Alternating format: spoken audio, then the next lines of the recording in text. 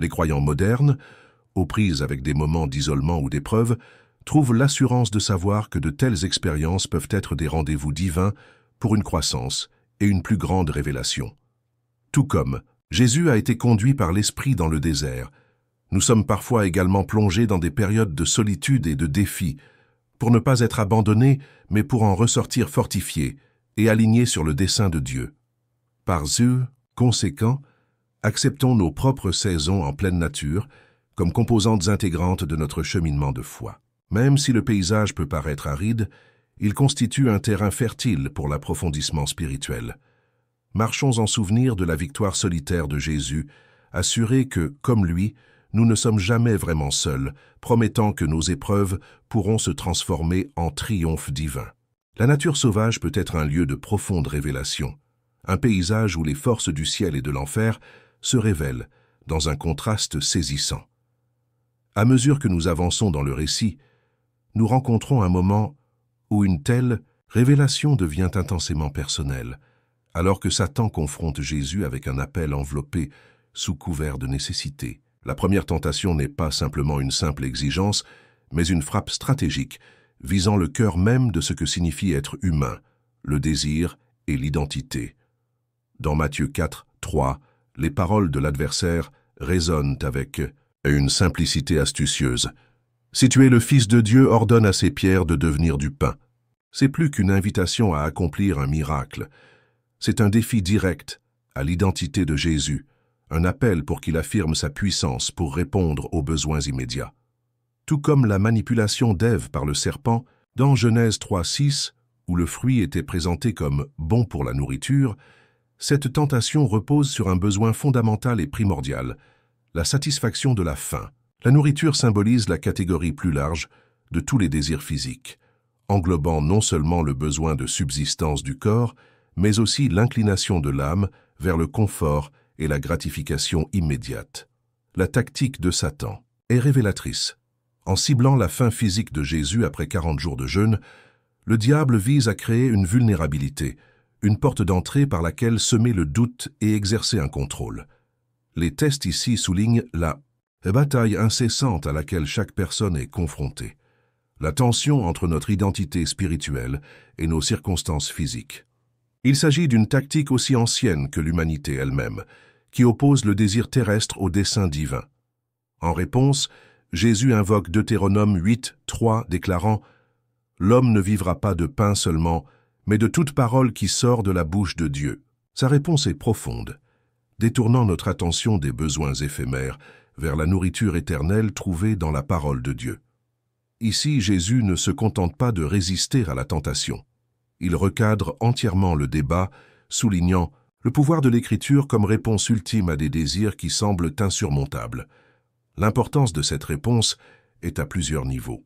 Premièrement, cela rejette l'idée selon laquelle l'identité humaine n'est qu'un ensemble de réactions à des besoins fondamentaux. Deuxièmement, il établit une hiérarchie divine dans laquelle les besoins physiques sont secondaires par rapport aux vérités spirituelles. Essentiellement, le véritable pouvoir ne réside pas dans la capacité de Jésus à transformer les pierres en pain, mais dans son adhésion à la mission divine et sa confiance dans le timing et la provision de Dieu. Cette confrontation revêt une immense actualité contemporaine. Cela nous pousse à réfléchir à la fréquence à laquelle nous échangeons nos appels supérieurs, contre l'attrait d'un confort immédiat, la séduction d'une satisfaction instantanée, que ce soit par le gain matériel, l'indulgence physique ou la recherche incessante de la sécurité, peut détourner les croyants de leur objectif primordial. L'exemple inébranlable de Jésus inspire un état d'esprit contre-culturel qui donne la priorité à l'épanouissement, à long terme, plutôt qu'à une gratification rapide. Dans notre contexte moderne, la tentation de s'appuyer sur notre capacité à transformer des pierres métaphoriques en pain est omniprésente, dynamisée par une culture qui assimile le succès à la satisfaction personnelle et à la fierté. Le défi pour les croyants est de discerner et de discipliner les désirs qui menacent de détourner l'œuvre de Dieu dans leur vie. Avant les miracles, avant la croix et avant la résurrection, Jésus s'est retrouvé dans un désert désolé, face à face avec le diable. Imaginez ce moment. Le Fils de Dieu, armé non d'épée ou de bouclier, mais de la profonde autorité de la vérité, se dressant contre le plus grand tentateur de tous les temps. Ce n'était pas seulement un test, c'était un choc cosmique qui a révélé le plan de chaque croyant luttant contre les ténèbres aujourd'hui.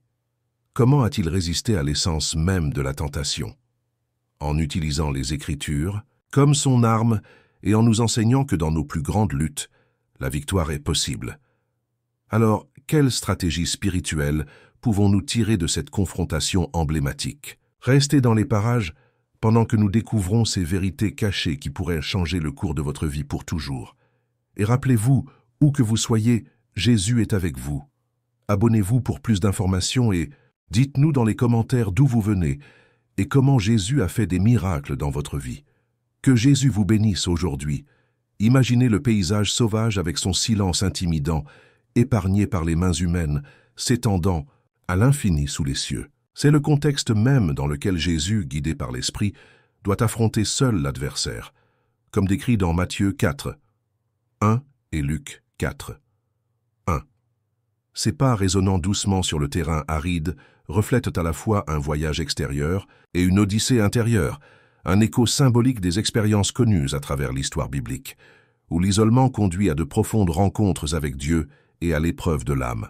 Le désert est un thème récurrent dans les Écritures, servant non seulement de lieu géographique, mais aussi de métaphore de l'épreuve et de la transformation spirituelle.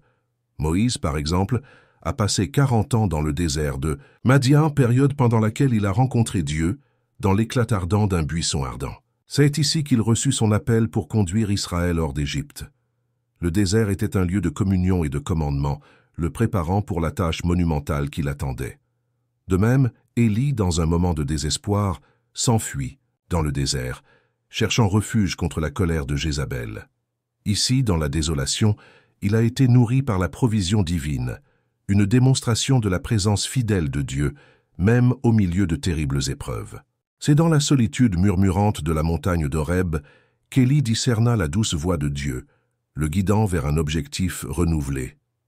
Le récit d'Israël est peut-être la quintessence de l'histoire du désert, où un peuple émancipé s'est retrouvé confronté aux fortes incertitudes de son avenir. Pendant 40 ans, le désert est devenu leur terrain d'essai, un lieu de discipline divine et de révélation, les dépouillant de leurs anciennes identités tout en forgeant une nouvelle alliance avec Dieu. Le manna qui tombait comme la rosée leur enseignait à compter sur les provisions célestes, tandis que la loi donnée établissait un fondement pour leur foi. Jésus, après son baptême, entre dans cette tradition sacrée des épreuves en milieu sauvage. Le baptême symbolise une déclaration publique d'identité, un moment d'affirmation divine. Celui-ci est mon Fils bien-aimé, en qui j'ai pris plaisir. Matthieu 3, 17. Immédiatement, l'Esprit le conduit loin de l'adulation vers l'isolement, comme pour tempérer la gloire par l'obéissance. Ce mouvement souligne une vérité profonde. Avant de se lancer dans sa mission, Jésus confronterait le trompeur, illustrant que le ministère d'autorité émane de la résistance à la tentation et de l'affirmation de la vérité divine face aux mensonges sataniques. La question se pose alors, pourquoi cet isolement et pourquoi Jésus doit-il affronter Satan dans la solitude? Une réponse potentielle réside dans la nécessité d'une rencontre divine humaine, sans distraction, où la pureté de l'intention divine affronte les motivations polluées de l'adversaire. Cette bataille n'est pas simplement un test, mais une révélation de la filiation divine de Jésus et de sa maîtrise du mal. Cela met en évidence son rôle de deuxième Adam, l'initiateur d'une nouvelle création qui réussit là où la première a échoué. En affrontant Satan, Jésus reflète la lutte de l'humanité tout en restant sans péché, ouvrant la voie de la victoire à tous les croyants. Ce prélude à son ministère résume la promesse que la force divine accompagne ceux qui endurent des moments apparemment désolés.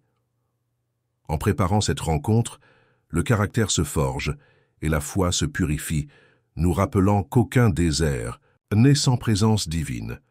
La transformation n'est pas réservée aux seules histoires anciennes, cela se répercute sur nos propres expériences en pleine nature. Cela nécessite un engagement inébranlable envers les Écritures, qui recalibre notre attention et souligne la vérité durable selon laquelle la satisfaction ultime de la vie ne vient pas de ce que nous consommons, mais de ce que nous contribuons. De plus, en examinant comment cette tentation a été surmontée grâce aux Écritures, les croyants se souviennent de l'arme qu'ils détiennent, le pouvoir profond et transformateur de la parole de Dieu.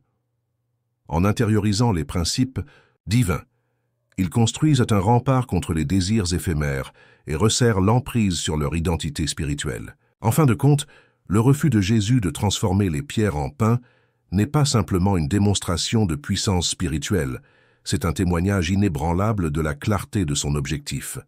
Cet épisode demande à ceux qui le suivent de regarder au-delà de la surface de leurs besoins, vers une confiance plus profonde en un Dieu qui pourvoit, soutient et satisfait. C'est un appel à vivre avec plus que ce que le monde offre, à être soutenu par la vérité de Dieu qui seul peut nourrir l'âme. Le récit des pierres transformées en pain n'est donc pas seulement une histoire de résistance à la tentation, mais une leçon vibrante sur la façon de vivre une vie ancrée dans la promesse et le but divin. Imaginez la scène. Jésus se tient au sommet du temple de Jérusalem, la ville s'étendant sous lui, essoufflée de possibilités.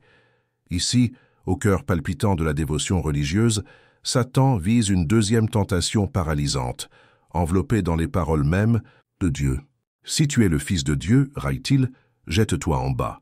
Car il est écrit, il donnera des ordres à ses anges sur toi, ils te porteront dans leurs mains, de peur que ton pied ne heurte une pierre. » Matthieu 4, 5, 6. La ruse du défi. Lancée par Satan est ici précise et profonde. Contrairement à la première tentation, qui ciblait le besoin physique, il manipule ici l'assurance spirituelle et l'autorité scripturaire. Il cite le psaume 91, un passage de réconfort et de protection divine, tentant de contraindre Jésus à prouver son identité par le spectacle. Tel est le stratagème de l'ennemi. Déformer le récit sacré, en encourageant un acte non pas de foi, mais de présomption, mettant à l'épreuve à la fois les promesses de Dieu et la confiance de Jésus. Au cours de notre voyage, un pèlerinage de foi et de compréhension, cette tentation particulière révèle une leçon cruciale, l'utilisation abusive des Écritures. Ici, Satan est montré non seulement familier avec la parole de Dieu, mais aussi habile à en déformer le sens à ses propres fins.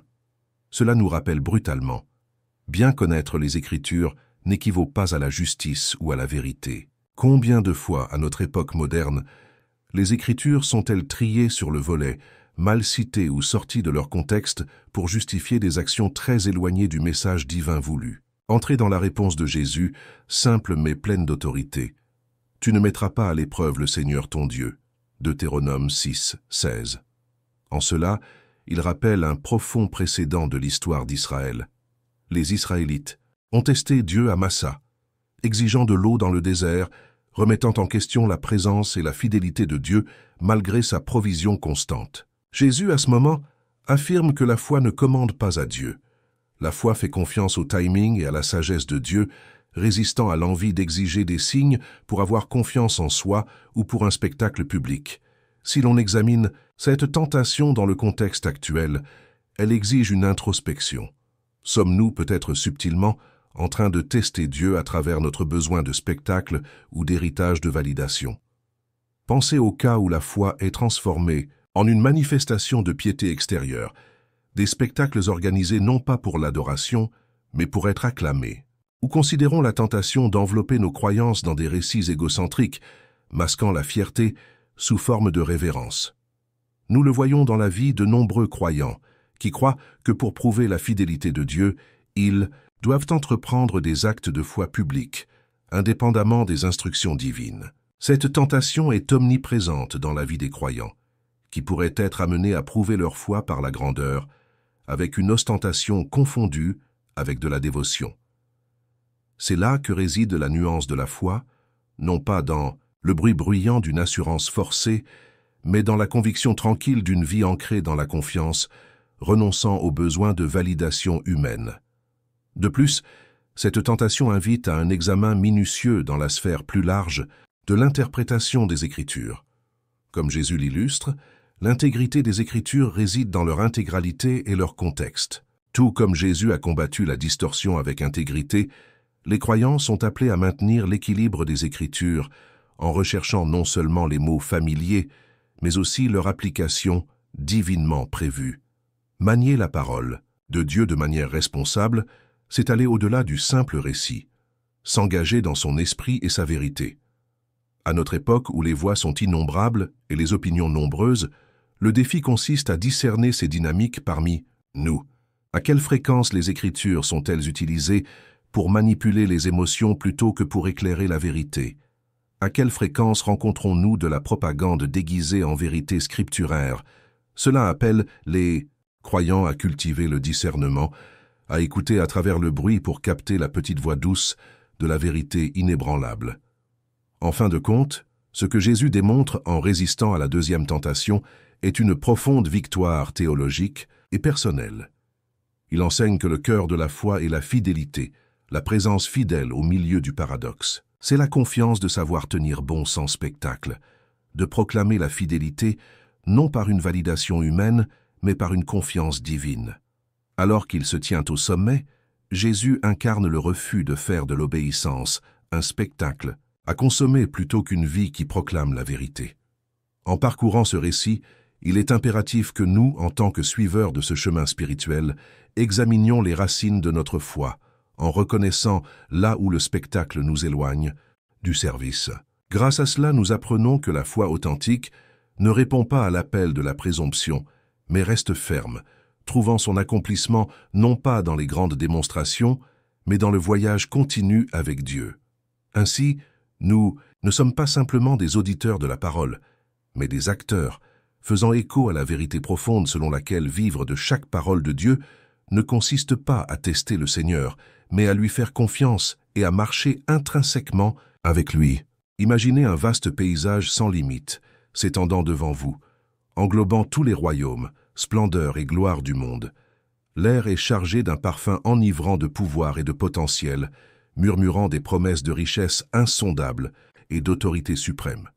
C'est la scène dans laquelle nous nous trouvons dans la troisième et dernière tentation de Jésus dans le désert, où Satan présente une offre si globale et si alléchante qu'elle apparaît comme le raccourci ultime vers la domination. Dans cette confrontation dramatique, enregistrée dans Matthieu 4, 8, 9, Satan montre les royaumes du monde, leurs gloires éblouissantes sous le soleil, et avec une voix revêtue d'une allure persuasive, il propose un échange simple. « Tout cela, je vous le donnerai, dit-il, si vous vous prosternez et m'adorez. » Ce qui est mis à nu en ce moment, derrière ce qui semble être une transaction simple, ce sont de profondes nuances spirituelles qui se répercutent à travers le temps et résonnent dans les profondeurs de nos propres âmes.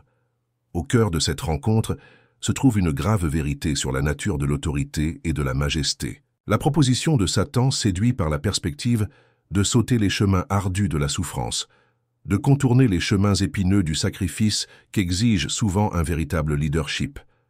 Ici, Satan ne tente pas seulement Jésus avec une simple domination physique.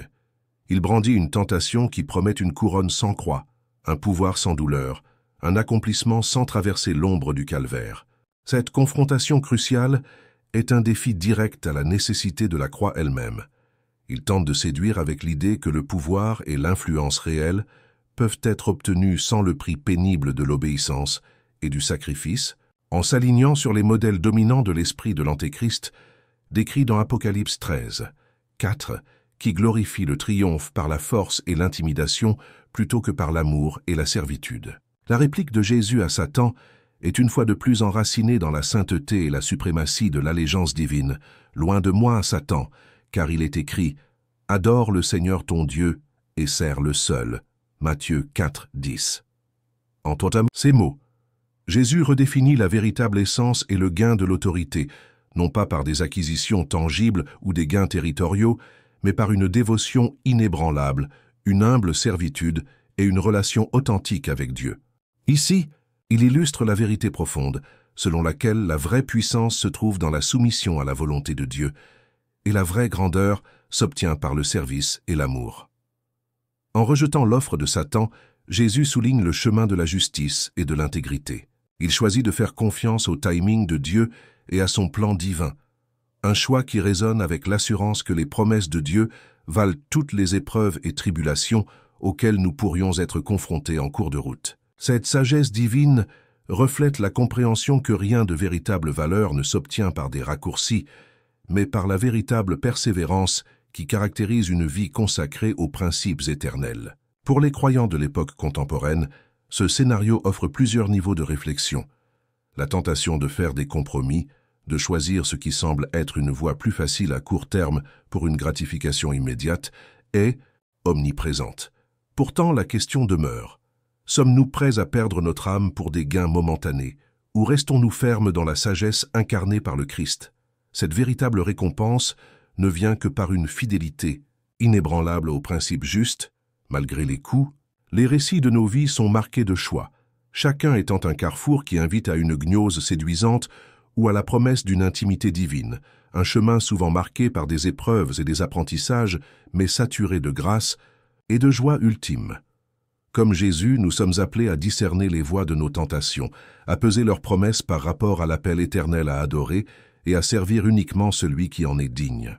L'ombre de ce discours continue de planer sur le discours de l'Église moderne, nous mettant au défi d'interpréter à quoi ressemble une véritable autorité dans un monde qui glorifie souvent le pouvoir et gonfle l'ego comme marqueur définitif du succès. La position de Jésus en refusant l'offre nous réoriente. Il redirige notre perception de l'autorité de la simple conquête vers l'acte glorieusement humiliant de l'amour sacrificiel. Dans le déroulement de nos propres vies, l'écho du défi de Jésus contre l'attrait du pouvoir mondain reste un guide lumineux. Nous sommes obligés de rechercher et de faire confiance à la providence divine, d'aligner notre cœur sur un objectif supérieur au-delà de notre compréhension ou de notre désir immédiat, et de vivre notre appel en tant que citoyen d'un royaume céleste, avec un cœur qui bat au rythme de l'obéissance, de l'humilité et de l'adoration. C'est là que réside le véritable pouvoir, une force qui ne dérive pas de la soumission à des promesses de grandeur éphémère, mais de l'abandon radieux à une autorité éternellement ancrée dans l'honneur, la grâce et un engagement inébranlable envers Dieu. Ce chemin nous encourage à vivre dans une véritable liberté, nous libérant de l'attrait trompeur des offres éphémères et nous ancrant dans l'étreinte éternelle de l'amour divin. Au lendemain d'une tentation d'une grande ampleur et d'une signification éternelle, Matthieu 4,11 dit « Alors le diable le quitta, et des anges vinrent et le servèrent ». Ce verset pourrait apparaître comme une simple transition narrative, mais il renferme de profondes dimensions spirituelles, faisant allusion à une réalité d'accompagnement divin et au résultat d'une résistance inébranlable. Ces anges n'étaient pas de simples messagers, mais des armées célestes se manifestant pour signifier une victoire remportée non par la force ou la coercition, mais par la sagesse, les Écritures, l'humilité et une confiance inébranlable. Ce triomphe était éthéré, dépassant de loin n'importe quelle escarmouche terrestre. C'était un écho plus large d'une bataille céleste qui se répercute dans notre existence aujourd'hui, un témoignage des courants spirituels sous-jacents qui influencent notre monde mortel. Le récit de la tentation de Jésus dans le désert est bien plus qu'un récit historique. Il agit comme une esquisse divine des luttes de chaque croyant, un guide à travers les paysages arides de nos propres batailles spirituelles. Le diable a cherché à séduire Jésus par la tentation du pouvoir et de l'autorité sans le sacrifice requis. Les échos de ce combat spirituel révèlent la nature du véritable pouvoir, un pouvoir qui ne dépend pas de la force mais est ancré dans la vérité spirituelle et la providence divine. Considérez le royaume des tentations auquel chacun de nous est confronté, à l'image de celui de ce duel sacré. Notre nature sauvage n'est peut-être pas un véritable désert, mais elle n'en est pas moins intimidante. C'est dans ces étendues arides de nos luttes que nous nous trouvons à la croisée des chemins, choisissant entre le mirage de la satisfaction temporelle et le fleuve persistant de la vie spirituelle. Ici, Jésus a résisté au diable, non pas en brandissant un bras puissant ou en invoquant des légions d'armées célestes, mais par la force tranquille et inébranlable des Écritures.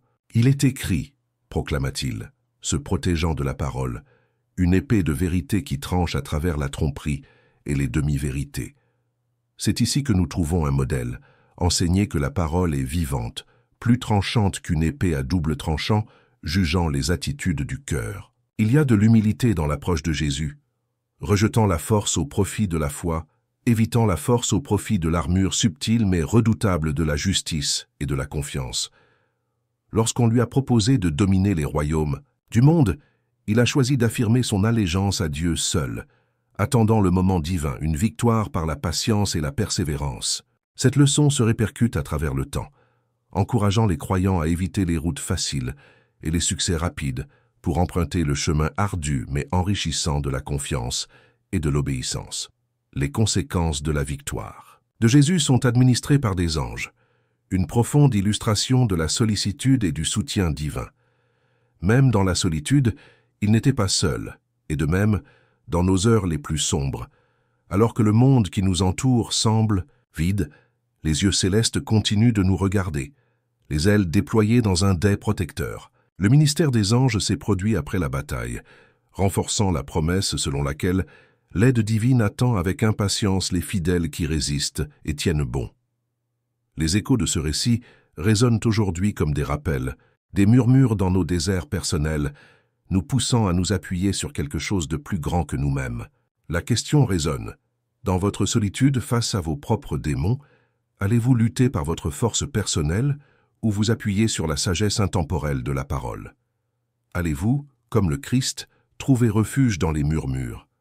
Divins et les gardiens célestes, sachant que si Dieu est pour nous, qui peut s'opposer à nous? Dans ces moments d'épreuve, il est réconfortant de se rappeler que les anges sont venus après la bataille, ce qui suggère que l'assurance et la force de Dieu sont des récompenses inévitables pour ceux qui tiennent bon. Il s'agit d'adopter un modèle de dépendance à l'égard de la présence divine, plutôt que d'autonomie, et de s'appuyer sur des promesses plutôt que sur des solutions immédiates. Vous voyez, la bataille résonne non seulement comme un souvenir d'un conflit céleste, mais aussi comme un appel continu, nous rappelant notre place dans le récit de la foi. Même lorsque le monde offre des royaumes pour une soumission à genoux, rappelez-vous que les anges invisibles sont en équilibre, leur présence témoignant de la victoire du ciel. Ils arrivent encore, exerçant leur ministère à cette époque comme ils l'ont fait auparavant, faisant écho au triomphe du Christ dans les cœurs désireux de rester fermes.